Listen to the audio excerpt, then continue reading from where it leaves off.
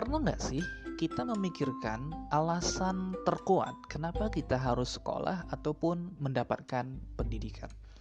Nah, umumnya orang-orang akan menjawab bahwa sekolah dan pendidikan itu bertujuan untuk supaya kita bisa punya ijazah, dapat gelar dan cari pekerjaan, mendapatkan nafkah, hidup, bisa makan, bisa minum, bisa beli pakaian, bisa beli barang-barang yang kita inginkan dan segala macamnya. Nah, aku ingin menegaskan bahwasanya hal itu jelas tidak salah. Tetapi, apakah benar hal itu merupakan tujuan yang paling mendasar dari kenapa kita harus sekolah? Nah, untuk menjawab pertanyaan itu, aku ingin menarik teman-teman semua untuk menyimak tujuan pendidikan nasional yang tercantum dalam Undang-Undang Nomor 20 Tahun 2003. Di sini disebutkan bahwasanya pendidikan nasional dalam Sisdiknas ataupun sistem pendidikan nasional itu berfungsi untuk mengembangkan kemampuan dan membentuk watak serta peradaban bangsa yang bermartabat dalam rangka mencerdaskan kehidupan bangsa. Bertujuan untuk berkembangnya potensi siswa ataupun peserta didik ataupun sumber daya manusia agar menjadi manusia yang beriman dan bertakwa kepada Tuhan Yang Maha Esa, berakhlak mulia, sehat, berilmu, cakap, kreatif, mandiri, dan menjadi warga negara yang demokratis serta bertanggung jawab.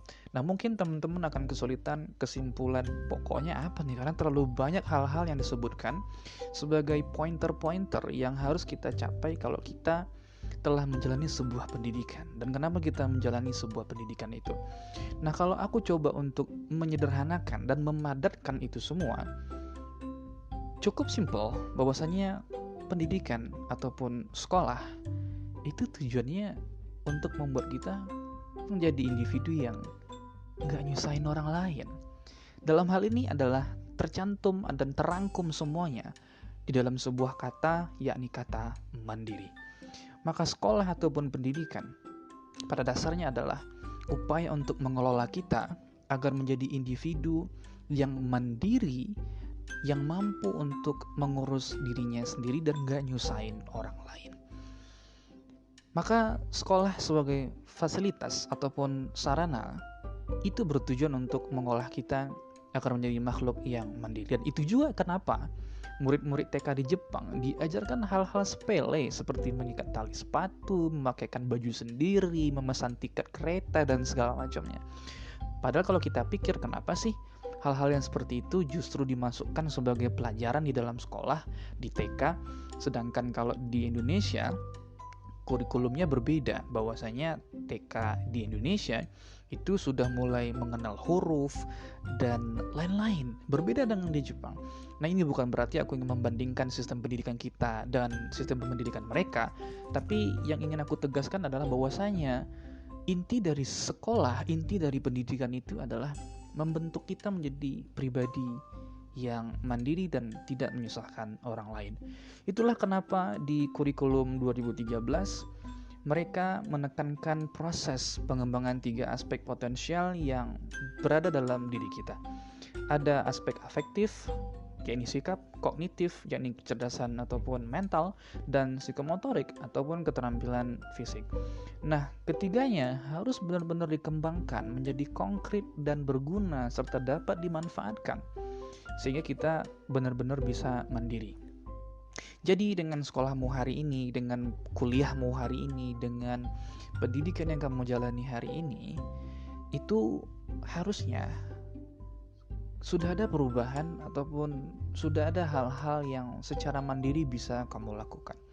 Kalau seandainya di tahap ini, di tingkat ini, di kelas ini, di grade ini, di semester ini, kamu masih menjadi individu yang nyusahin orang tuamu, yang masih nyusahin tetanggamu, yang belum bisa menjadi individu yang bermanfaat buat orang lain, ya harusnya kamu bertanya ke diri sendiri, apakah sekolah yang kamu jalani sudah benar-benar mencapai tujuannya.